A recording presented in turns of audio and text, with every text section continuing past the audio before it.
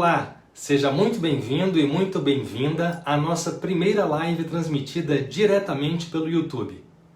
Hoje teremos a ilustre presença dele, que é mineiro de Juiz de Fora, metaleiro, baterista, doutor em administração pela FGV e uma das principais referências em estratégia no Brasil. Hoje conversaremos com Márcio Abdala.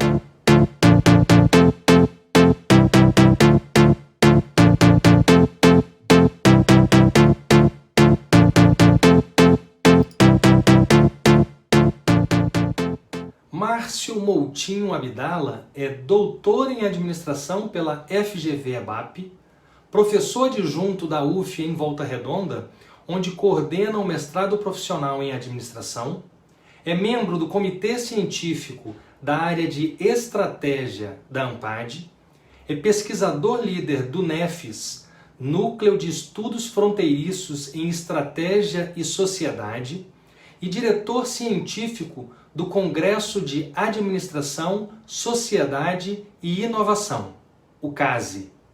Liderou o tema de Estratégia, Governo e Desenvolvimento na ANPAD e foi editor-chefe da RASE, Revista de Administração, Sociedade e Inovação. Suas pesquisas são relacionadas à gestão e administração estratégica, estratégias de mercado e de não mercado, relações entre estratégia, governos e sociedade e atividade política corporativa. Acredito que seja a pessoa mais apropriada para falar de poder como um dos elementos do composto mecanológico hoje conosco.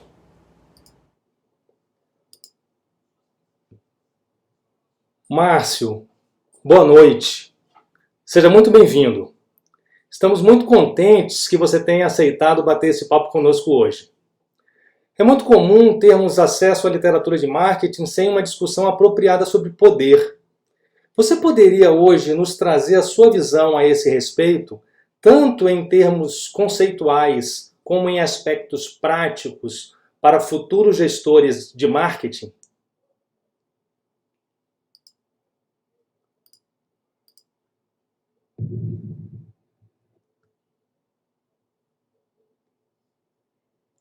Márcio, você está me ouvindo? Ouvi. Você já está ao vivo? Estamos ao vivo. Ah, é porque eu estou olhando aqui no YouTube, eu vi a vinheta e eu estava me divertindo aqui com a sua fala. Bom, boa noite a todos os presentes. Antes de tudo, eu queria agradecer a oportunidade, Gustavo, de bater esse papo com vocês. Gustavo é um grande amigo, um excelente guitarrista aí, para mim, no momento, um dos melhores, e a gente está sempre fazendo projetos pessoais e profissionais juntos. São projetos que me agradam bastante, justamente pelo profissionalismo que você desenvolve as coisas, né? Você gostaria que eu já começasse, Gustavo? Sim, por favor, Márcio, fique à vontade. Tá ótimo. Então, reiterar aí os agradecimentos, Gustavo, agradecer a todos que estão presentes, assistindo, lembrar que vocês podem se inscrever no canal do Gustavo, é interessante, ele está sempre divulgando materiais bastante relevantes, né? Então, fica aí a dica. Bom, a gente vai conversar um pouco sobre essa questão do chamado quinto P, e que ao longo da conversa a gente pode chamar como um quinto P, mas vocês vão perceber que por vezes vai ser até mais do que isso, né? Eu não gosto muito de hierarquizar elementos, porque às vezes o pessoal fala assim, o Márcio falou que isso é mais importante que aquilo. Não, na verdade, cada elemento tem a sua relevância, e para a gente fazer uma gestão de uma forma equilibrada, é importante que a gente considere essas diversas nuances, né? Bom, A nossa conversa, ela inicia a partir de um artigo que eu acho bastante interessante. Eu não vou, fiquem tranquilos e tranquilas, que eu não vou ficar teorizando muito. A nossa ideia é discutir aspectos aí mais práticos, né? Eu vou entrar em alguns elementos aqui, mas o viés nosso será bastante prático. Mas a gente começa a partir de um artigo que foi escrito pelo Philip Kotler em 1986. Philip Kotler é uma das maiores referências aí na área de marketing, né? Um dos caras mais conhecidos, e é um artigo que foi publicado na Harvard Business Review, chamado Mega Marketing. E nesse trabalho, o Kotler ele discute justamente que os 4Ps eles podem não ser suficientes para lidar com toda a complexidade do contexto, né? E aí ele sugere que 2 novos Ps sejam levados em consideração. São as relações públicas, né? Vai chamar aí de public relations, e o poder, né? Que ele chama de power. A gente vai discutir especificamente esse P de poder, no sentido político, no sentido de um poder mais inteligente, no sentido de um poder de cooptação. Eu recomendo que vocês encaminhem aí as dúvidas, né? À medida que vocês forem pensando, à medida que vocês forem formulando questões, não perca tempo, já vai enviando as suas questões aí pelo chat aí no YouTube, e a gente vai tentar responder o máximo ao final. Bom, que tipo de poder nós estamos falando? Um poder como instrumento político, um poder como instrumento de negociação, como instrumento de controle, como um elemento de recompensas. A gente acabou de viver uma eleição nacional, né, para vereadores e prefeitos, e é bastante oportuno a gente conversar sobre poder nesse sentido. E aí eu gosto de fazer essa brincadeirinha que eu coloquei aqui na tela, né?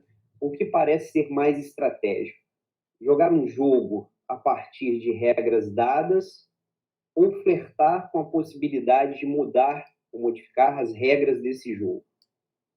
Bom, na prática, eu queria falar um pouquinho sobre esses tipos de poder e sobre essas mudanças de regra, né? Quando a gente estuda qualquer curso relativo à área de gestão, de administração, a gente discute muito o mercado, né, o ambiente competitivo, e dentro desse ambiente competitivo, nós consideramos um grande jogo, com diversos jogadores ou players, né? Como é que esse jogo funciona? Então, você tem competidores, você tem forças que movem esse ambiente de mercado, você tem fornecedores, né? O Michael Porter até coloca lá as chamadas 5 forças, mas esse é um jogo com regras dadas, é um jogo que ele é subsidiado pelas teorias econômicas, né? Jogar esse jogo é o papel de todo gestor, o papel de todo administrador. Mas e flertar com a possibilidade de mudar as regras do jogo? Como é que isso funciona? Eu queria, inclusive, provocá-los e provocá-las a pensar um pouco sobre os aspectos éticos e morais disso. Eu não vou entrar necessariamente nisso agora, mas é importante que vocês formulem esse tipo de reflexão. Vou pensar um exemplo bem prático aí, né, Recentemente, no estado do Rio de Janeiro, as sacolas plásticas ficaram proibidas. Não foi a primeira vez que isso aconteceu. No passado, já houve um estímulo para que isso acontecesse. E tentaram proibir, e é a chamada lei que não pega, né? A lei, em tese, não pegou. Isso foi lá pelos idos de 2010. E aí, recentemente, fizeram essa proibição, e aí o mercado ele ficou obrigado no início a fornecer até 2 sacolas, com o propósito de desestimular o consumo de sacolas plásticas, e aí depois de um período, o mercado deixou de fornecer essas sacolas. Se o cliente quiser, ele tem que comprar. No primeiro momento, quando essas sacolas deixaram de ser fornecidas, houve uma pressão muito forte dos fabricantes de sacola para que isso não ocorresse dessa forma. Para quem não conhece, uma máquina que fabrica sacolas plásticas é uma máquina muito cara, um investimento de altíssimo nível, né? É necessário você fabricar, produzir muitas e muitas e muitas sacolas, uma margem apertadíssima para você começar a ter o retorno desse investimento no longo prazo. Então, uma pessoa que investe num equipamento desse, ela não quer perder. E você não tem uma ou 2 fábricas, você tem um conjunto de fábricas. E como é que se faz a lei cair, a lei pegar, a lei não pegar, né? Uma das vias é a via da pressão, que é esse poder como instrumento político, como instrumento de negociação. Se você é um empresário poderoso, você vai sozinho. Se você não é um empresário poderoso, você se alia com pessoas niveladas a você, né? Cria um grupo e começa a exercer normalmente poder sobre alguns poderes, por exemplo, o legislativo, que criou uma lei, o poder executivo, que dá a canetada. Então, a gente está falando de lobby, né? E aí é interessante a gente olhar para essa figura e entender um pouco como é que essas coisas funcionam. A gente vai falar um pouco de lobby, a gente vai falar um pouco dessa ação de poder, mas envolto a essa ação de lobby, a gente conta com outras possibilidades, né? Com a atividade política corporativa, as estratégias de não mercado. E é importante a gente tentar entender um pouco, né? Como é que isso opera. Existe um trabalho de 1995 de um autor chamado David Barron, que ele é um dos precursores aí dessa teorização, e ele vai dizer que as estratégias de não mercado, elas operam como uma sexta força de Porter. A gente tem lá, dentro das forças de Porter, a gente tem um ambiente competitivo, poder de barganha dos fornecedores, poder de barganha dos compradores, ameaça de novos entrantes, ameaça de produtos substitutos. E aí ele vai falar, esses que a gente comenta, as forças do Porter, são forças de mercado, são forças no ambiente de mercado. E o David Barron vai falar que existem forças no ambiente de não mercado, tá? Por fora disso. É um ambiente institucional, regulatório, político. Essas forças, eu até escrevi um capítulo de livro que vai sair no ano que vem, em que eu discuto um pouco, até pretensão da minha parte, criticar o David Barron, mas eu acredito que quando ele escreveu esse paper lá em 95, ele talvez não tivesse dimensão do tamanho que é isso, né? Principalmente em ambientes, em países com ambiente muito regulado, né? O Brasil é um bom exemplo, a China é um bom exemplo. Bom, algumas formas de atuação aí das atividades políticas corporativas. A gente tinha as doações para campanhas eleitorais, isso é muito comum pelo mundo todo. Aqui no Brasil, eu coloquei até um asterisco, porque a Lei 13.487 proibiu o financiamento de campanhas eleitorais por pessoa jurídica. E hoje, somente a pessoa física pode fazer doação. Coisa é bem diferente, e a pessoa física tem um limite, né, de 10% da sua renda para poder fazer doação, né? A renda declarada para a Receita. Isso aqui no Brasil criou uma mudança muito interessante. Isso começou a ter uma repercussão no ano 2015 e criou uma mudança muito forte aí no ambiente empresarial, porque as empresas financiavam muitas campanhas políticas, e aí com o início dessa lei, você passa a ver o empresariado que não pode fazer a doação significativa, ele passa a se engajar com algumas bandeiras políticas.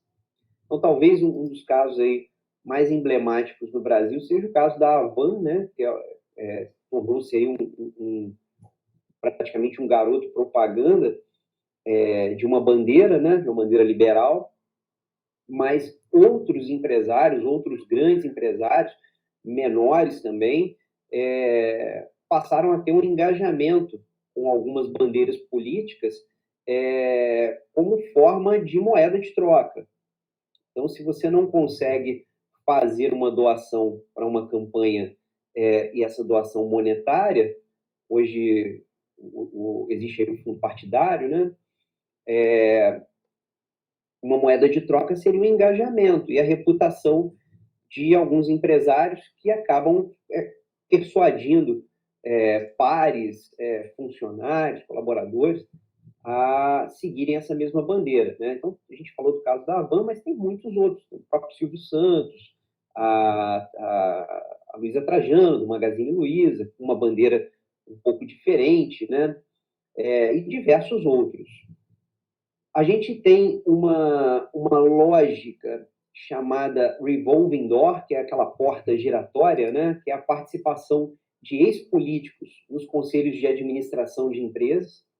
Então, a gente que está aqui em Volta Redonda, que conhece bem a CSN, a gente já teve o Ciro Gomes aqui no Conselho de Administração. Então, é interessante olhar como é que um político, e aí em algum momento se torna um ex-político, ele ocupa uma posição dentro da empresa, que não necessariamente vai ser uma posição de gestão, mas é uma posição de articulador, né? E isso também ocorre o contrário. Não só de ex-políticos vindo para empresas, mas de empresários indo para a política. O engajamento político de empresas, a gente comentou já, né, os casos aí mais clássicos aí do Brasil, e aí a gente tem a figura do lobby, né, ou lobbying, que é a ação de fazer o lobby. O que é lobby na prática? Isso é legal? Isso é permitido no Brasil? Como é que isso funciona? Bom, a gente tem aí um projeto de lei que visa regulamentar a profissão de lobista no Brasil. Esse nome, inclusive, ele até busca se modificar esse nome, porque hoje o lobista tem uma conotação pejorativa, né? A ideia é que esse nome seja profissional RIG, né? De Relações Institucionais e Governamentais.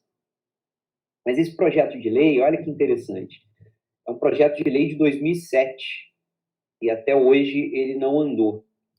No ano passado, esse projeto ele ensaiou uma tramitação, mas a coisa não andou, e aí veio pandemia, a gente sabe qual é o resumo da história. Eu tenho um orientando, a Patrícia, que escreveu um trabalho que vai ser apresentado num evento agora em dezembro, que ela discute esse projeto de lei, né? Discute, inclusive, teor desse projeto de lei. É algo bem interessante. Ao redor do mundo, a gente tem um monte de países que a profissão de articulador político ela é regulamentada. No Brasil, essa profissão ela não é regulamentada, mas ela não é proibida. E aí você pode se perguntar assim, poxa, mas será que é bom? Por que regulamentar? Isso que eu estou falando divide opiniões. Na minha opinião, eu acho importante regulamentar, porque se não há regra, qualquer coisa é possível, qualquer coisa pode. Então, na minha opinião, é importante sim regulamentar a profissão. E hoje é muito comum você ter lobistas com rótulos do tipo diretor de relações institucionais, diretor de relações governamentais, diretor de relações regulatórias, né? Você vai ter um monte. Em faculdades particulares, por exemplo, você tem a figura do pró-reitor de relações institucionais.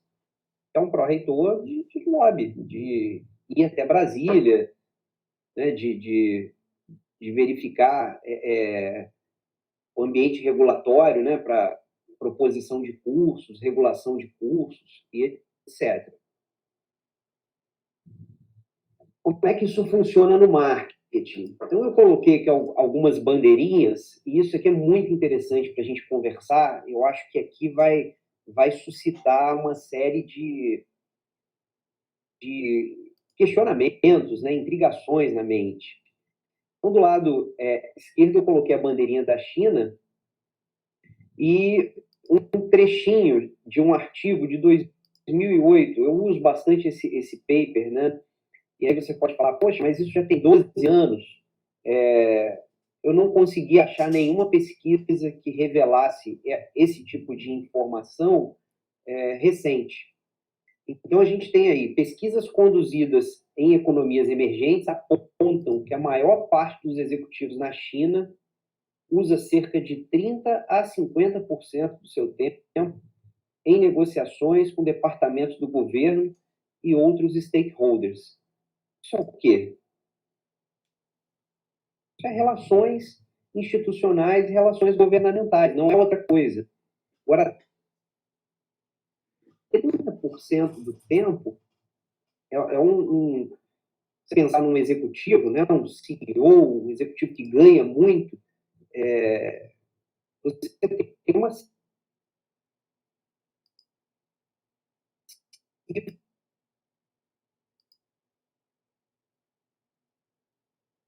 bastante significativa para.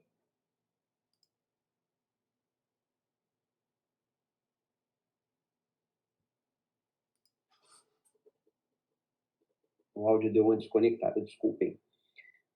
Do lado da bandeirinha norte-americana aí, a gente tem as cifras gastas, né, com a indústria do lobby nos Estados Unidos em 2019. Eu poderia ter pensado em colocar na China. Deixa eu explicar para vocês por que eu não fiz esse comparativo. Você não tem uma regulamentação na China como você tem nos Estados Unidos. Toda atividade de lobby, que nos Estados Unidos é regulamentada já faz bastante tempo, ela precisa prestar contas ao final de cada exercício. Então, por essa razão, a gente consegue mapear tudo que é declarado. Todos os gastos são declarados ao longo de um ano. Isso nos Estados Unidos, na União Europeia e em alguns outros países. Mas a gente pode dizer que, ao redor do mundo, isso ainda é relativamente tímido. Tá? Então, uma curiosidade que eu acho bacana colocar, especialmente pelo fato de estarmos vivendo aí um período de pandemia. Olha, eu não sei se aparece para vocês com nitidez, mas o setor econômico com o maior gasto de lobby nos Estados Unidos foi o setor farmacêutico. E com quase o dobro do gasto do segundo lugar, que é a empresa setor de eletrônicos. Então, a indústria farmacêutica gastou uma cifra aí que é quase o dobro do segundo lugar, em milhões de dólares, tá? 295 milhões de dólares gastos em lobby no ano de 2019. Esse ano de 2020, eu arrisco dizer que esse gasto vai ser muito maior, por conta dessa corrida pela vacina. Se vocês pesquisarem no Google, vocês vão ver a quantidade de ações de lobby que são desenvolvidas em torno das vacinas. Tá? Não estou aqui criando nenhuma teoria da conspiração, não é isso, a lógica não é essa, mas a gente está vivendo um período que é único na história. Nunca se desenvolveu uma vacina num período tão curto, e isso traz riscos associados. Eu não sou um especialista aí em em epidemias, em infectologia, né? Mas a gente sabe qual o percurso que a criação desenvolvimento de uma vacina tem que fazer. E como esse período é muito curto, envolve uma série de riscos. Como é que esses riscos vão ser controlados e quem vai ser responsabilizado por esses riscos caso alguma coisa dê errado? Então, esse ambiente regulatório, ele é negociado para uma série de coisas, inclusive para essa. Né? Você tem o lado comercial, olha, eu estou negociando aqui para vender com exclusividade para algum lugar, para vender primeiro para outro lugar, tal lugar vai me pagar melhor. É ruim até ouvir isso, né? Mas é um pouco assim que funciona. E também sobre a questão regulatória, né? Deixa eu passar aqui. Como é que isso funciona na União Europeia? União Europeia, eu tenho dados também, porque a União Europeia divulga a profissão de lobby na União Europeia, como um todo, ela é regulamentada. Então, existe uma prestação de contas ao final de cada exercício, e se há prestação de contas, existe aí forma de você desenvolver estatísticas a respeito, né? Olha que interessante, das empresas que mais gastam com lobby na União Europeia, o Google liderando. Às vezes a gente pensa assim, não, são setores polêmicos, né? Então, setores polêmicos, você pensa em indústria farmacêutica, você pensa em indústria química, cimento, setor nuclear. Não, gente, você tem ali tecnologia, depois Microsoft, tecnologia, Siemens e ExxonMobil, que é petróleo, né? Bayer, BASF, aí é indústria química. Até o banco alemão está na lista ali, né? Então vejam que o quão importante é você ficar a par por dentro das regras do jogo. O que o Google estaria fazendo com tanto dinheiro gasto em lobby? O que o Google estaria pleiteando com tanto dinheiro gasto em lobby? Lembrando que você pode se perguntar assim, mas como que esse dinheiro é gasto? O lobista, eu vou chamar de lobista, tá, gente? Mas o lobista, ele presta contas de todo tipo de gasto que ele faz. Então, se ele vai fazer uma reunião, alguma coisa assim, se ele quiser pagar a passagem do camarada, se ele quiser pagar estadia, se ele quiser, lá fora, financiar a campanha, tá? Em alguns países isso é permitido, essa lei ela é específica aqui no Brasil. Então, tudo isso vai sendo computado, e aí, ao final do exercício, você vê quais são os setores da economia que mais gastaram com lobby. E aí, no Brasil, como é que isso funciona no Brasil? Tem lobby no Brasil? Tem demais. E, às vezes, a gente, por conta de todo o histórico político, a gente é levado a acreditar que lobby é sempre uma coisa suja. Naturalmente, existe sujeira, existe corrupção, mas se você se inteirar um pouco do assunto, você vai perceber que a lógica não é muito bem, pelo menos assim, em tese, o lobby não é para isso, né? O lobby é para você discutir interesses privados. Os aspectos éticos e morais, aí existem discussões inúmeras a respeito. Para quem já teve a oportunidade de visitar a Câmara dos Deputados em Brasília, eu sempre falo para todo mundo, quem vai em Brasília precisa, como cidadão, visitar a Câmara dos Deputados como um passeio turístico, entender o que é, qual é a dinâmica, olhar para a fila de entrada, ver qual é a estrutura que você tem, que eu acho muito grande, né? O Brasil é muito grande, mas eu acho que a gente tem uma estrutura legislativa muito grande mesmo. Eu acho que isso estimula esse tipo de negociata, né? Então, você vê gente de todo tipo na fila. né, de todas as classes sociais, mas predominantemente você vai ver empresas, representantes de empresas. Em uma das oportunidades, eu estive lá e eu estava com a camisa polo, na calça jeans, e eu me senti até um peixe fora d'água, porque você só vê o pessoal engravatado na fila, né? Parece que você está numa festa aí, porte fino, né? E você não está trajado adequadamente. E aí eu coloquei um exemplinho, já que a gente falou de China, a gente falou dos Estados Unidos, nós falamos de União Europeia, vamos falar como é que isso funciona no Brasil. E aí eu trouxe um exemplo que é fruto de um trabalho de dissertação que eu orientei. Esse trabalho foi para o SEMEAD no ano passado, está submetido numa revista, que é da Rose, né? E ela investigou a indústria do cigarro e a criação de um novo mercado. Só para vocês terem uma ideia de contexto, em 10 anos, a gente pegou dados da Receita Federal, em 10 anos, a comercialização de cigarros no Brasil caiu praticamente pela metade. E aí, se você tem um mercado que caiu pela metade, você tem um ambiente regulatório extremamente duro, né? Você não pode fazer propaganda. Como é que você faz marketing de um produto que você não pode fazer propaganda? Tudo bem que você tem um exército de consumidores leais, né, por uma lealdade forçada, mas se isso está caindo, seja por políticas públicas de saúde, seja por uma série de estímulos externos, a empresa ela precisa pensar em alternativas.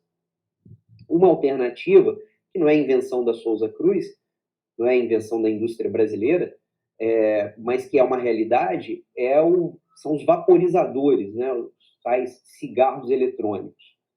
E aí, pelo mundo, isso já é uma realidade. Aqui no Brasil, você consegue comprar isso paralelamente na banquinha do camelô, pelo Mercado Livre, em diversos outros canais, mas isso não é regulamentado.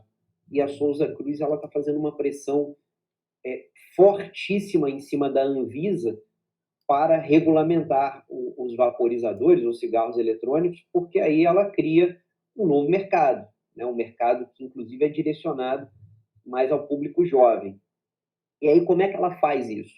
Né? Esse paper da Rose discute um pouco essa lógica. A Souza Cruz ela não pode fazer propaganda, mas ela pode dar entrevistas. Então, ela dá uma entrevista para Veja, ela dá uma entrevista para a Época, ela dá uma entrevista para outros canais, né? Isso é o P das relações públicas lá, que o Kotler falou. Essas entrevistas, elas costumam formar opinião. Então, tem uma multidão de pessoas ali que são pessoas que vão formar suas respectivas opiniões, né? Na medida que a Souza Cruz consegue pressionar via redes sociais, via patrocínio de alguns eventos, né, via mídia que não seja propaganda, e ela consegue pressionar também um grupo de pessoas, ela ganha força para pressionar a Anvisa, porque a queda de braço da Souza Cruz é com a Anvisa. A Anvisa é o órgão que vai regulamentar ou não o cigarro eletrônico no Brasil.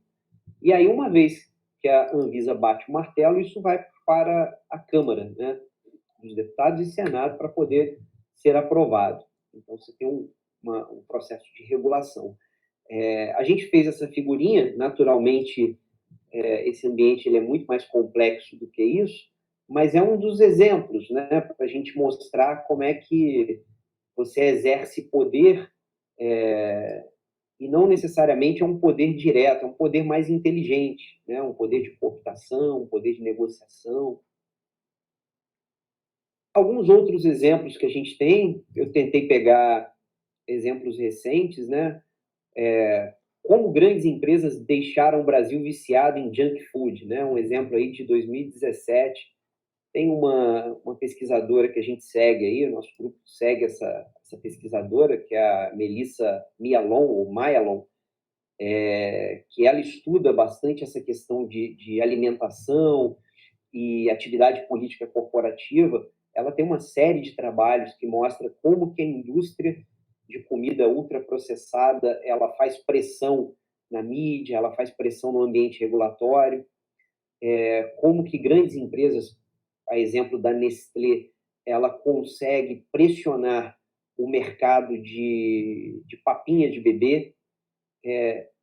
Isso é muito sério, porque tem estatísticas que mostram que a cada ano que passa, principalmente nas grandes potências aí, eu vou chamar aí a questão dos Estados Unidos, o número de recém-nascidos e bebês de até 3 meses que não são amamentados é crescente, porque eles começam a introduzir os alimentos, né, ultraprocessados, alimento para bebê, logo no início. Isso aparentemente é mais cômodo para a mulher, mas você cria um problema de saúde pública. E como é que a Nestlé consegue entrar nesse meio tão complexo, tão denso, tão controverso e, em alguma medida, empurrar os seus produtos, né? E aí a gente não fala só de Nestlé, mas a gente fala de refrigerantes, alimentos ultraprocessados de uma forma geral. Depois tem aí o lobby da Coronavac, né? E a Câmara articulando o fornecimento obrigatório da vacina. É um assunto até delicado para ser discutido no âmbito nacional, porque é um assunto muito politizado, mas que há uma articulação não apenas da Coronavac, mas de outros fabricantes, para que exista obrigatoriedade, para que exista uma compra de fulano, uma compra de ciclano, não há dúvidas. E um último item que a gente coloca aí, em termos de exemplos, é a questão dos agrotóxicos, né? Eu estudo análise do discurso, então eu fiz questão de pegar uma matéria em que existia a palavra agrotóxico e não defensivo. Há uma diferença enorme numa matéria que o título trata como agrotóxico de uma matéria que no título trata como defensivo. A passivo, ela tem uma conotação muito positiva, né? Ao passo que a palavra agrotóxico é uma palavra que em si já é ofensiva, já é negativa. Então, quando a matéria aponta para agrotóxico, você vai perceber que é uma matéria que já critica essa liberação. O Brasil é um dos países que mais libera os chamados agrotóxicos, ou, se você preferir, defensivos agrícolas. Existem alguns desses produtos que não entram em países como e outros. Bom, eu acho que estou em cima dos 40 minutos. O que eu queria dizer aí nesse finalzinho? Se inscrevam no canal do professor Gustavo Mota, tem o link aí, tem uma descrição. Eu coloquei as minhas redes sociais aí, tem um canal que eu estou iniciando no YouTube também.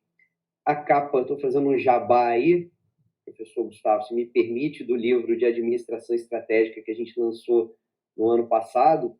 Um dos capítulos, que é o capítulo 12, a gente trata especificamente da atividade política corporativa, né? Foi escrito, desculpem, escrito por mim, junto com o Alessandro Marino. O Alessandro Marino é o primeiro autor, ele foi meu orientando de mestrado.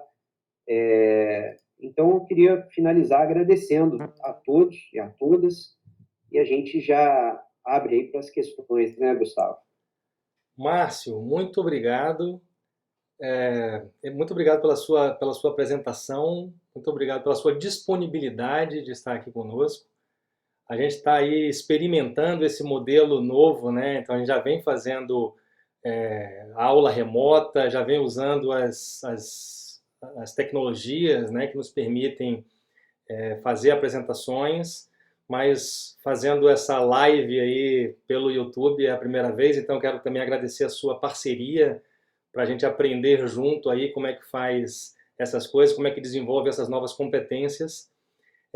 Tem muita gente fazendo comentários, né? Eu acredito que você não esteja com o seu YouTube aberto, até porque seria uma loucura, né? Eu estou aqui me sentindo um pouco louco em ter que operar aqui a mesa de edição à medida em que a gente está fazendo a apresentação, ainda ter que acompanhar o chat e ainda tem esse delay, né, entre o que nós estamos falando aqui e a transmissão que está sendo feita no YouTube. Mas tem muita gente fazendo comentários, né, muita gente elogiando aí a sua apresentação.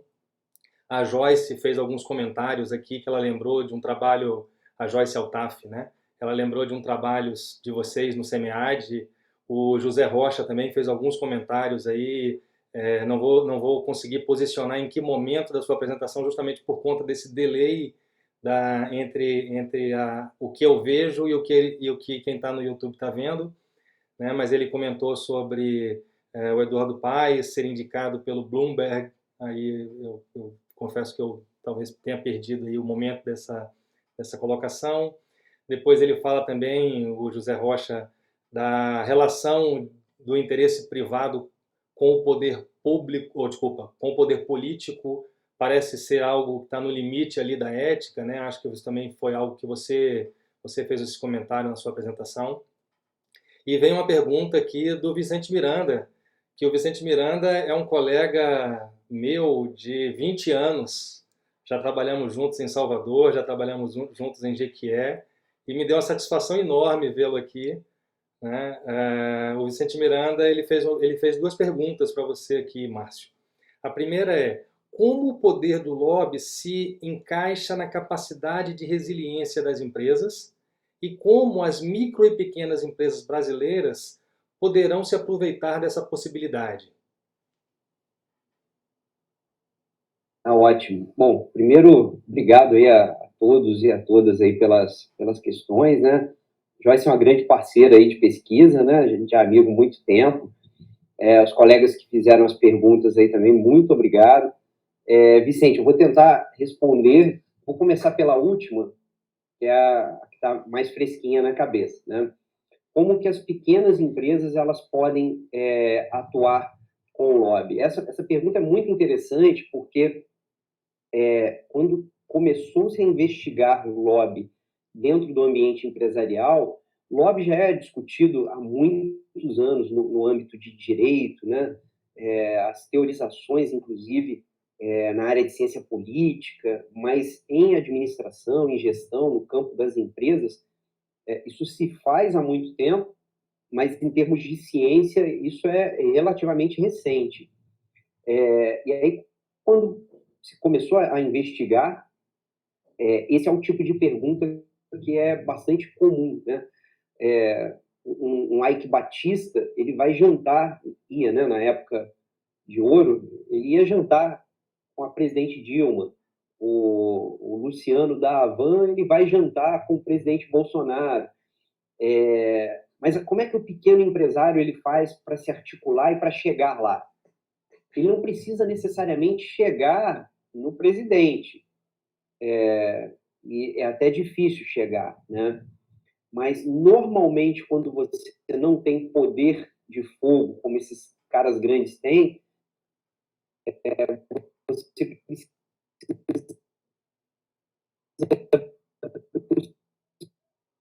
buscar cirurgia pequena. É importante que você busque parceria com seus pares. Pode ser via sindicato, pode ser por associações, de alguma outra natureza, mas que mesmo que você seja concorrente, em algumas situações você precisa se associar com esses pares para que você cresça e ganhe força para articular a negociação. Falando aqui de uma forma bem transparente e clara, né? O político ele não gosta de negociar com quem não vai ter poder de fogo. Essas negociatas aí, é importante a gente entender que não são negociatas necessariamente ilícitas, tá? A gente acaba sendo levado a crer que isso tudo está por baixo dos panos e tal. E, sinceramente, a gente, na universidade, a gente vira e mexe está pedindo emenda parlamentar para deputado, para poder equipar a biblioteca, para poder fazer obra na instituição, né? É comum isso acontecer. O que a universidade pode devolver para um político? Ela pode devolver na forma de votos, ela pode devolver na forma de espaço, né? O espaço para inauguração, por exemplo. Uma das moedas mais utilizadas no ambiente político é o voto. Então, o político que solta uma emenda parlamentar, por exemplo, para uma universidade, ele vai buscar voto. Aí, eu falei de uma metalurgia, né? O proprietário de uma pequena metalurgia, ele vai tentar buscar um vereador ou um deputado que represente a classe dele. E aí ele se articula com outros para poder sensibilizar aquela pessoa e tentar mobilizar uma agenda. É mais ou menos assim que funciona. Agora, outra pergunta, Gustavo, se você puder me relembrar. Posso sim, claro. Como o poder do lobby se encaixa na capacidade de resiliência das empresas?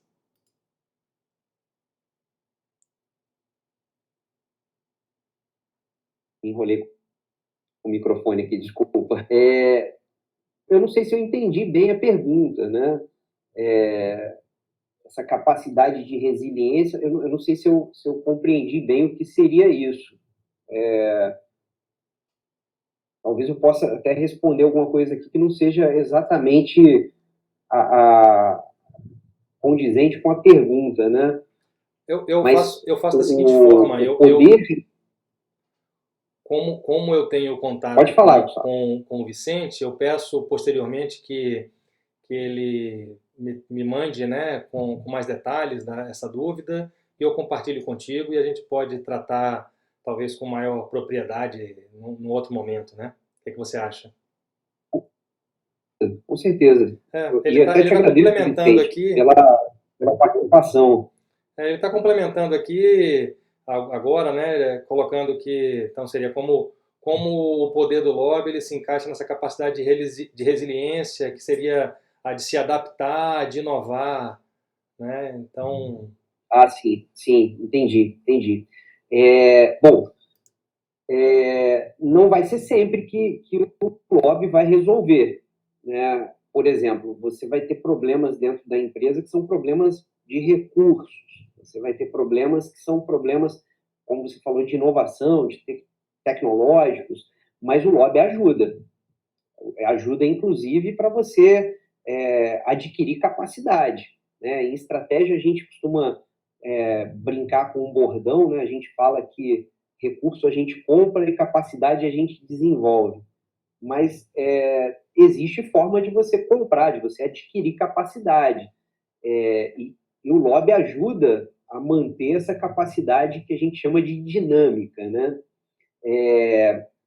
Articular politicamente não é nem sempre você intervir no ambiente regulatório, mas às vezes, se você tem informações privilegiadas, isso por si só já vai fazer uma diferença enorme na sua gestão, porque você consegue antever problemas que vão ocorrer daqui a 2 anos, daqui a 6 meses, daqui a 5 anos que seja. Então, eu acredito que não resolve todos os problemas, mas como a gente comentou lá no início, é mais uma peça que você encaixa nesse rol de ferramentas para serem empregados aí no dia a dia da gestão. Excelente, Márcio. O Vicente está, inclusive, aqui agradecendo pela resposta, gostando comentando que está gostando da apresentação e da sua resposta também. Tem mais duas perguntas, e aí, por conta do nosso tempo, né, do seu tempo, da sua disponibilidade, eu vou tentar parar com elas, mas dizer a todos que continuem enviando essas perguntas, desculpa. Podem enviar aqui pelo canal mesmo do YouTube, eu reúno todas elas, envio para o Márcio e a gente continua com essas respostas posteriormente. Eu acho que tem duas questões aqui que são muito diretas, né? O José Rocha, inclusive, comentar aqui que essa nossa aula é para a disciplina de Administração Mercadológica 2 do curso de administração da UF, mas eu também convidei, por conta da temática, também convidei os alunos do CEDERJ, né, da UF de administração pública, e o José Rocha, pelo que eu entendi, ele é um dos alunos da administração pública do CEDERJ.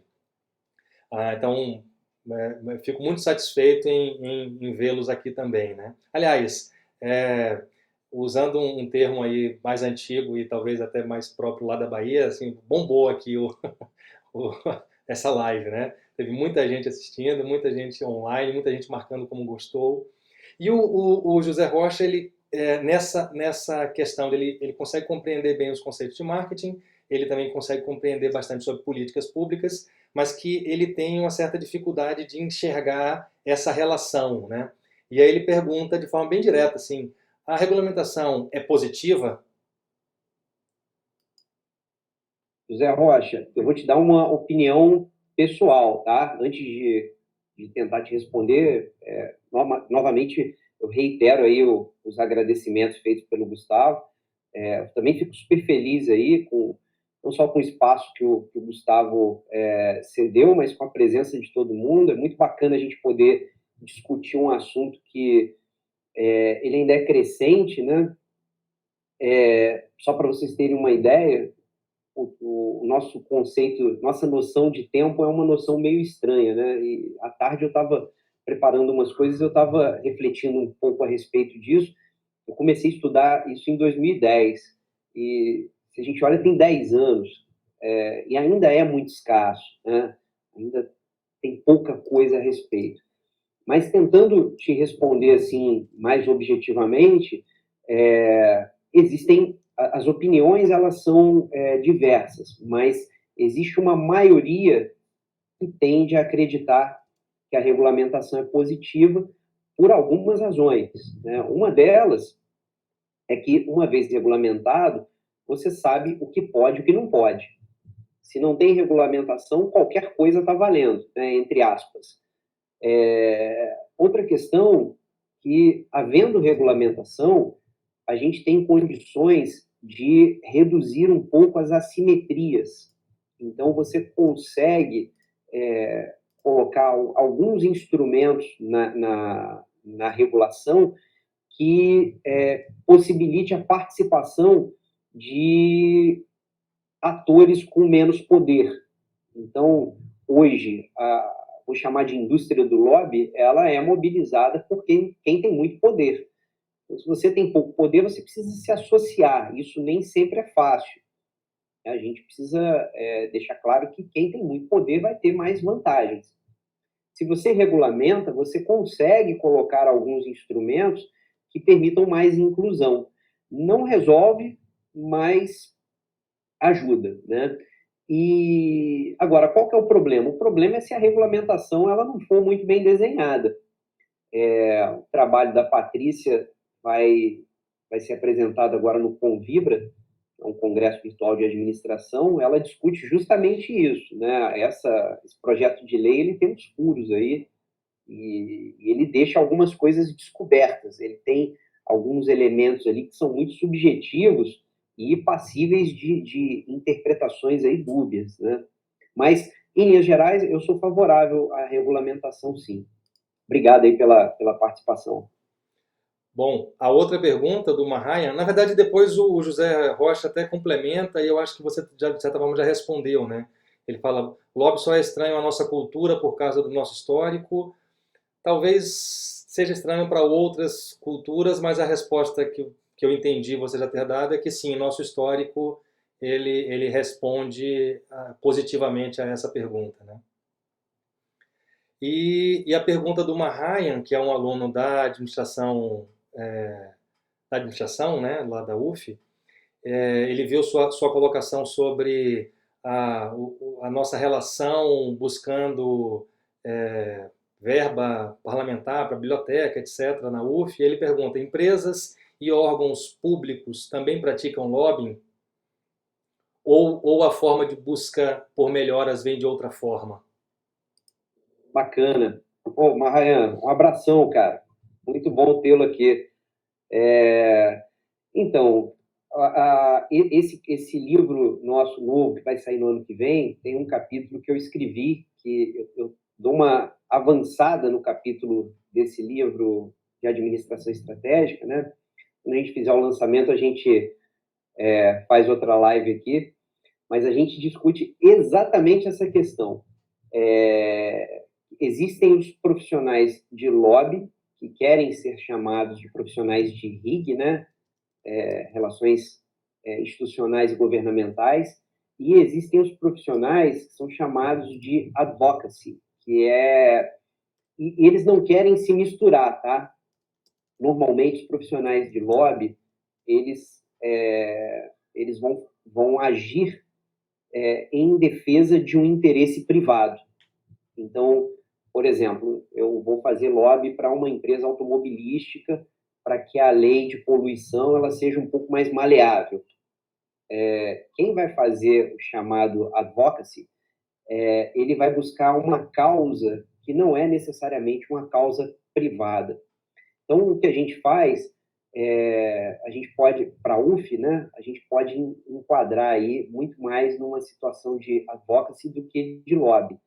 A ação, ela é exatamente a mesma. A diferença é a finalidade. De um lado, se busca um interesse privado, do outro lado, busca-se um interesse público, um interesse social. Vou dar um outro exemplo, né, só para a gente sair do ambiente. Que a universidade é uma organização, então a gente sai do ambiente de organizações e entra num ambiente mais social. Se você mobiliza uma agenda pró ou contra aborto, independente da posição, tá? Pró ou contra, e essa agenda ela chega no legislativo, você está fazendo advocacy.